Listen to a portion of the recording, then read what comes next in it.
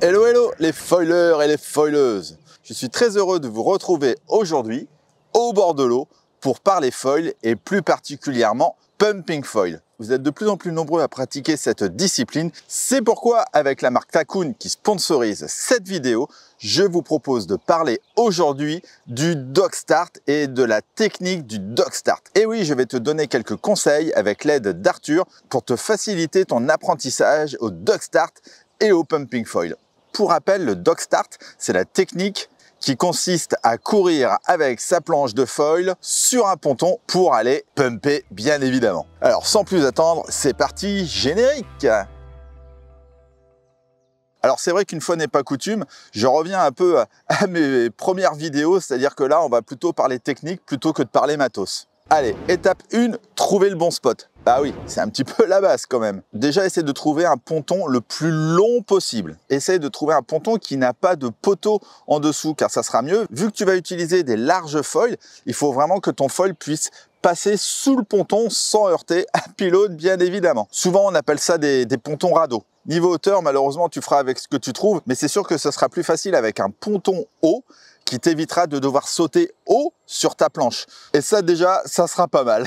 Étape 2, comment tenir sa planche? Alors là, tu vas devoir trouver la position la plus adaptée, la position avec laquelle tu es le plus à l'aise. Le plus souvent, on tient avec sa main arrière le tail, c'est ce qui va te permettre de pousser ta planche. Et avec l'autre main, tu vas soit tenir le rail pour la guider, ou alors mettre ta main à plat sur la planche pour éviter qu'elle ne remonte. Là, franchement, ça sera à toi de trouver la bonne position de main. Concernant la position exacte, là c'est pareil, ça va bien évidemment dépendre de la planche que tu utilises. Il y en a qui utilisent vraiment des planches de pump, d'autres des planches de surf. Donc là, c'est à toi de trouver la bonne position de main, il faut faire quelques essais. Et surtout, ne perds pas d'énergie à serrer fort, hein. Ça sert vraiment à rien.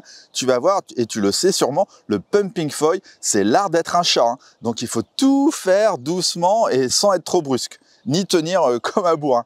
Étape 3, la course. Et oui, donc là c'est pareil, je te conseille de faire des petits pas et pas de faire des grands pas, ça sert strictement à rien.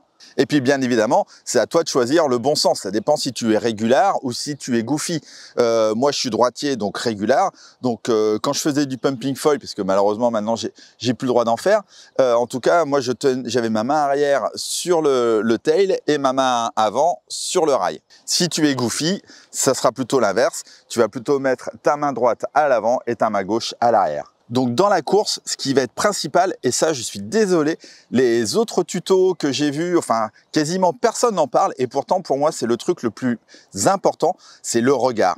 Et oui, si tu pratiques d'autres sports de glisse, que ce soit le surf, le ski ou autre, le regard c'est une des choses les plus importantes quand tu pratiques ce genre de sport. Là où je veux en venir, c'est que là où tu regardes, c'est là où tu vas.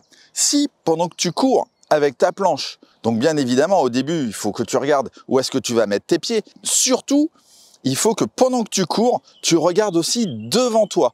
Si tu regardes tout le temps l'eau et si tu regardes tout le temps vers le bas, ta planche, à chaque fois que tu vas courir et monter sur ta planche, presque à chaque fois, tu vas plonger directement dans l'eau. Donc pendant que tu cours, tu regardes bien où tu vas mettre tes pieds sur la planche et surtout, après, tu regardes bien où tu veux aller. En plus, le fait de regarder loin, ça va te donner de l'équilibre.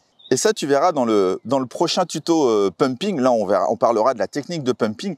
C'est hallucinant le nombre de personnes qui pumpent en regardant la planche.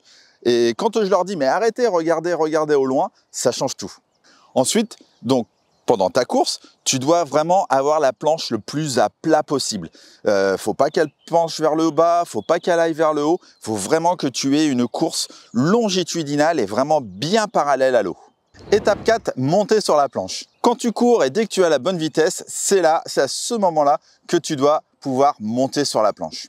Donc bien évidemment, la position des pieds va être très importante. Si tu vois que ta planche, elle part trop vers le bas, c'est que tu as trop de pieds avant. Si par contre ta planche, tu pars vers les étoiles, c'est que tu as trop de pieds arrière. Donc c'est à toi de trouver le bon endroit où placer tes pieds. Et le but, c'est vraiment de partir de manière horizontale et ta planche doit être bien à plat, bien parallèle à l'eau. Et là, tu n'as pas le choix, tu vas devoir en bouffer pour trouver exactement où positionner tes pieds sur la planche.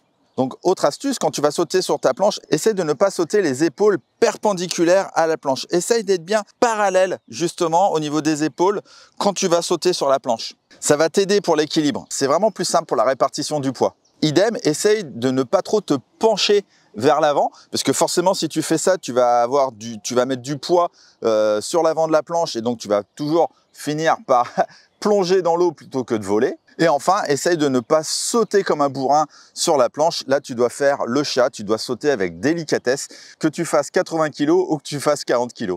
Étape 5, alors, pied avant en premier, pied arrière en premier, les deux pieds en même temps. Alors là, je vais être franc avec toi, il y a différentes écoles. Ce que je trouve le plus simple, c'est de sauter le pied avant en premier.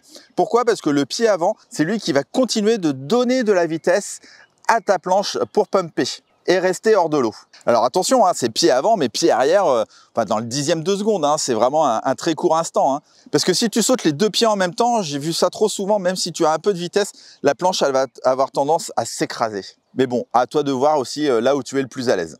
Attention aussi de ne pas mettre tes pieds sur les rails. Il faut que tes pieds ils soient vraiment le plus au milieu possible. C'est comme si tu avais une latte centrale sur ta planche. Tu dois vraiment mettre les pieds à cet endroit-là. Si tu appuies plus sur le rail d'un côté que de l'autre, la planche elle va partir à gauche, la planche elle va partir à droite. Tu risques de te taper un ponton. Donc vraiment, essaye de, quand tu sautes, d'être vraiment les épaules comme ça et les pieds bien sur le milieu de la planche. Je le redis, si tu as les pieds en mode surfeur sur un côté, sur l'autre, la planche, tu vas perdre en équilibre. Et enfin, ne cherche pas, une fois que tu es parti, ne cherche pas, dès que tu es monté dessus, à pomper, en tout cas pas au début. Donc là aussi, vraiment, je te conseille, dès que tu es parti et que tu as la bonne position, laisse-toi glisser petit à petit et vois jusqu'où tu peux aller et surtout concentre-toi sur ta bonne position de départ avant même de vouloir pumper. Normalement, si tu suis ces 5 étapes, tu ne devrais pas trop galérer car vraiment, c'est un sport ingrat. Au début, on se prend beaucoup de gamelles, c'est pas évident. Ça paraît très simple, mais techniquement, c'est quand même, il faut avoir beaucoup de finesse